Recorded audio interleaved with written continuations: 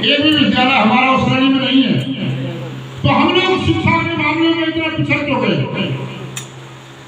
जब सम्राट अशोक का राज था तो ये जो साकेत नगरी जिसको हत्या कहा जाता था, ये वो व्यापारिक केंद्र हुआ करता था। यहाँ से पूरी दुनिया में व्यापार होता था।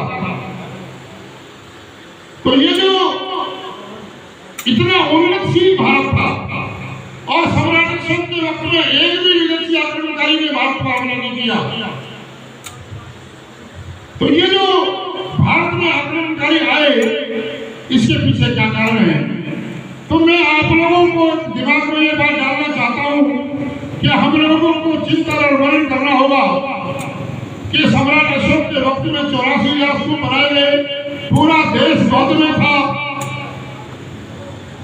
तो ये जो स्तूप है वो कहाँ गायब हो गए?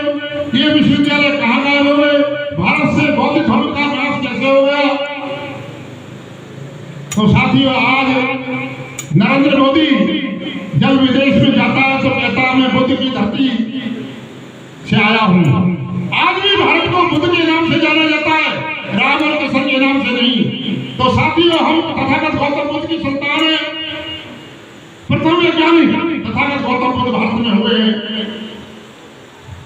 जिन्होंने विपश्यना की खोज की। तो साथियों, मैं ये कहना चाहता हूं कि आज भारत में जो संविधान के आधार पर समाजवाद जो स्थापित हुआ भारत में, और समाजवाद का मतलब है जो ताकत है उसका विकेंद्रीकरण, डिसेंट्रलाइजेशन, और आज पूंजीवाद के माध्यम से देश में जो सत्ता है, जो ताकत है, जो पैसा है, वो केंद्रीकृत होता जा रहा है। देश में चंद नरेंद्र मोदी के जो दोस्त हैं, उनके यार हैं, उनको पैसे वाला बनाया जा रहा है। हमारे बीच में बिहार सरकार के मंत्री बैठे हुए हैं। मैं इनका धन्यवाद करता हूं कि इन्होंने ओबीसी की जाति आधारित गिनती का मुद्दा उठाया। ये जो जाति आधारित गिनती का मुद्दा वाम सेना के राष्ट्रीय अध्यक्ष मूल निवासी नायक माननीय बाबूराव साहब ने उठाया था, और मनमोहन सरकार ने इस मुद्दे को मान लिया था, लेकिन बाद में वो मुकर गया। तो साथियों, पूरे देश में ये जो ईवीएम का मामला है, ईवीएम के मामले से जो लोकतंत्र का प्राण है, वोट का अधिकार, उसको खत्म कर दिया गया है। आप जो